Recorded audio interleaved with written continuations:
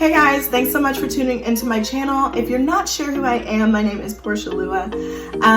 Make sure before we get started to hit that subscribe button. If you want more great content on fashion, beauty, business, travel, like everything, make sure to subscribe for more great content. And don't forget to follow me on my social media accounts. They'll appear somewhere up there.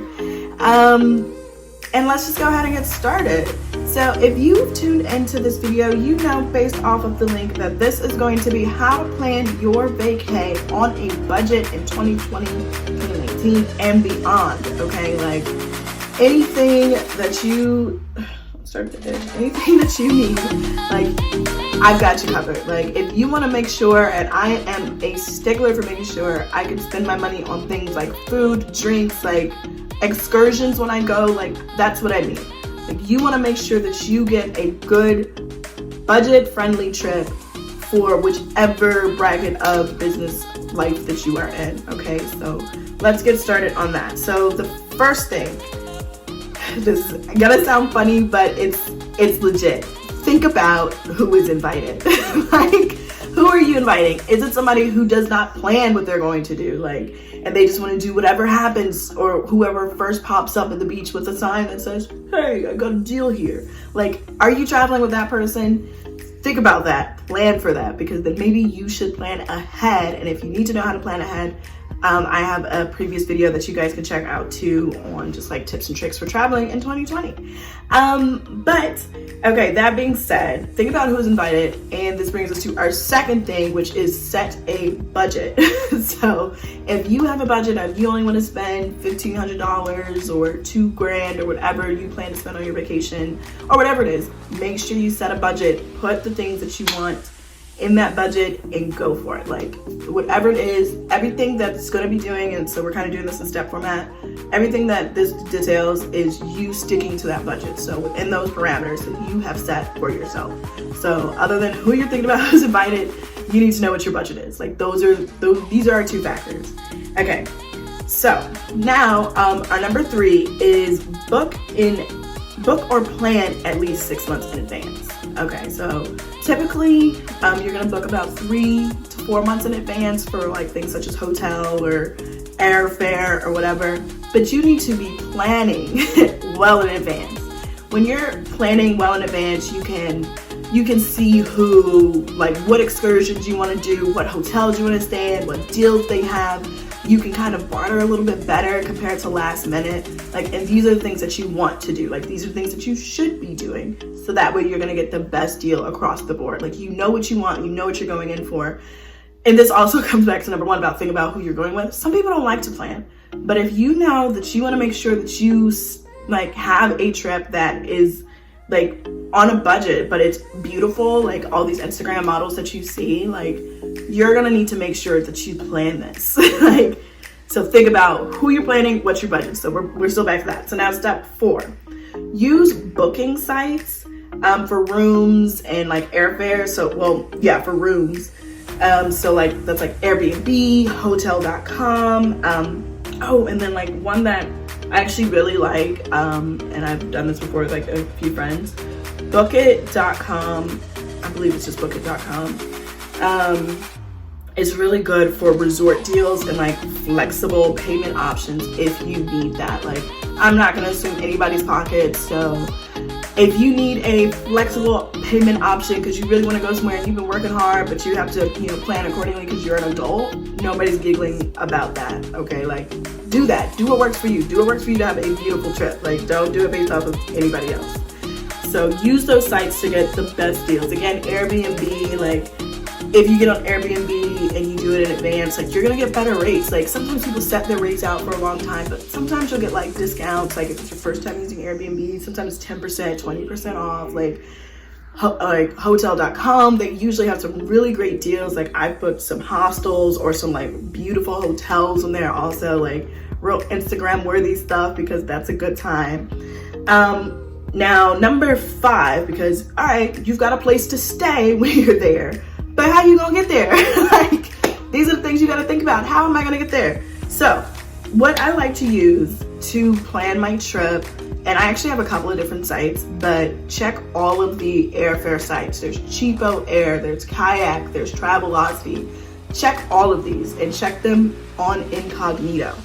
Like, that is the best. Like, listen y'all, check them on incognito, because I don't know if you've noticed this, but sometimes you'll search something and then it'll just be like, yo, you searched this, let me send it to you. Like, you get little pop-ups on your computer later on with flights, or you go back and check later and it's higher. Do it on incognito. Like, you're gonna get a way better deal on incognito mode, like on your phone or laptop, as well as just checking out the sites and getting different rates. And then when you do book, be kind of prepared to book. So go with, you know, you can Google briefly like what the tickets are average for, and make sure you have that amount of money set aside. Very few, and I might have a few, very few airlines or air travel companies will let you do like payment plans on tickets. I don't know if you ever do that. I wouldn't personally suggest doing something like that. I would honestly suggest going ahead and buying the ticket outright and just getting it out of the way, because there's nothing worse than having everything else booked and you don't have a way there, or you end up spending that budget that we talked about all on your flight. And now you're just stuck there back in the city in your little hometown, just looking crazy, while Melinda, and Shaquita done went on the trip. And now we mad at them because they posting everything on Instagram. But you know what? I digress. So let's move on from that. All right. So now with that, so within the parameters of your budget, make sure you write down a list of the excursions that you want to do. I cannot stress this enough, especially if you're traveling with a bunch of people. Write it down. What do you want to do? Because if you don't know what you're gonna want to do, you're gonna go out there, you're gonna be like, oh, this, and then you find something 10 minutes later that sounds way cooler, but you've already booked something for $100 down the street, and you're like, well, I've already kind of committed to that, and there was no refund, so what we gonna do? What you're gonna do is sit there later on being sad that you got something that you could have gotten something cheaper if you had done just a little bit more research. Like, and if you guys really don't want to do your own research, I can definitely do some research for you. Like, if there's something that you're kind of lost on or kind of confused about, just let me know down in the comments, and I can make sure to get that squared away. While we're on the topic, don't forget to subscribe. Now, so with booking the excursions in advance, which is something I do every single time, like there's very few excursions I'll be like, because depending on the place, sometimes you can't really do it in advance, but it'll be a place where it's already super cheap to do any of the excursions. But when you're going to like a little bit bigger touristy place, you want to book those things in advance. One, because they'll book up and then they'll raise the rates when they see a lot of people booking. And two, because you can shop around a little bit easier when you're on the computer doing different things, check like reviews and things like that. That's the benefit of booking in advance. I have like a little piece of fuzz or something on my face. So that way you can like check reviews, see the safety options, everything. So, you know, it's kind of like a no-brainer.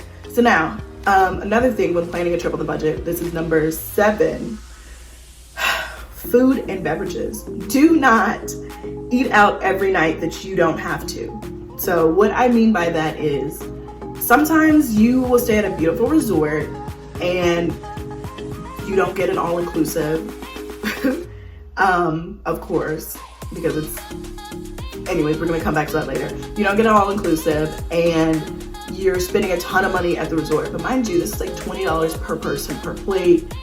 And this is breakfast, lunch, whatever.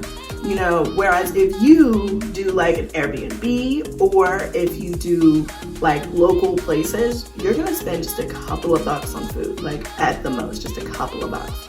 And so it's always so much better to think of those options, even though it's not a fancy, like I'll always plan like one real fancy dinner and I go all out for that. But everything else is just street fare, like stuff that I get here and there, like little restaurants away from tourist attractions. And I get, one, some like the best food, and two, like I save so much money, like so much money.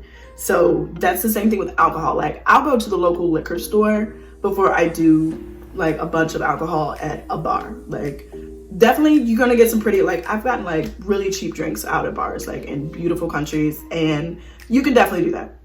But when you're like, man, like if you drink like a fish, girl, if you don't go to the liquor store and get yourself some alcohol, and it'll be good cheap bottles that you and your friends can drink up all night and have a good old time. Excuse me.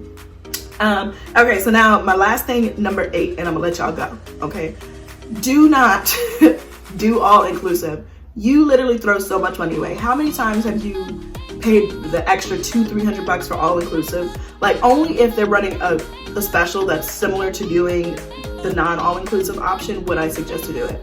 But how many times have you done all inclusive or something that's been like all included, and you really only do like 1 plate of food when you're there, or like just 2 drinks, like, but you didn't really, like, the amount extra that you paid does not equate to the amount that you actually consume. So do not do it. There's really just no point. Like, because normally all inclusive does not include the stuff that you actually want to do, that you want to end up doing when you're on a vacation, like going to the spa, like getting a massage, like doing all these other cool stuff, like in excursions. Like, those things are never included. So like, all inclusive, you just want to fatten me up when I worked so hard to get into my summer body. Like, no. So when you can get the food and beverages out and about, just do that. So just don't do the all inclusive unless the deal is close enough to what the regular priced option was, and that's only if you book at a resort. But Airbnb is just so prevalent these days that I would personally recommend an Airbnb sometimes, depending on where you're staying. Because sometimes I have a preference for hotel, like Egypt and stuff. Hotels, fire. Anyways, but so yeah, so if you guys have any like other questions, comments, concerns, make sure to leave them down in that little box area. Leave all that down there. Make sure to like, share, comment, subscribe to this channel, as well as oh yeah, for more great content on beauty, fashion, travel, business, everything, just everything. Also, don't forget to follow me on my social media. At all of my accounts, I'm usually Madame Patty P on my social media accounts, so definitely get on over there. It has definitely been a pleasure. I will see you guys at the next video. And yeah, it's been a pleasure. Bye guys.